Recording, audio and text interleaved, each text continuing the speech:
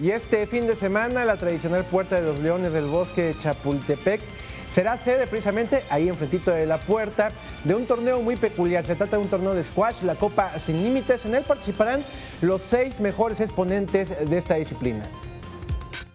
Será este 11 de junio cuando la Ciudad de México, con la participación de jugadores de Egipto, Perú, Colombia y México, reciba a la Copa Sin Límites Squash, la cual se realizará en la Puerta de los Leones del Bosque de Chapultepec. La Copa Sin Límites 2016 la disputarán los mejores jugadores de Egipto, rankeados en el top 10 del mundo: Mohamed El Shorbagy, Omar Mossad y Marwan El Shorbagy, quienes se enfrentarán al colombiano Miguel Rodríguez, al mexicano César Salazar y al peruano Diego Díaz. Esta copa tendrá acceso gratuito a todos los aficionados en la cancha de cristal que se colocará en el Bosque de Chapultepec.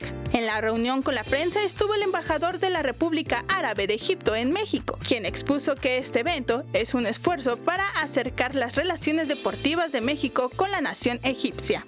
La Copa Sin Límites 2016 iniciará a las 17 horas con juegos a ganar 2 de 3 sets en la cancha de cristal ubicada en la Puerta de los Leones del Bosque de Chapultepec. Vianey Zárate, 21 Noticias.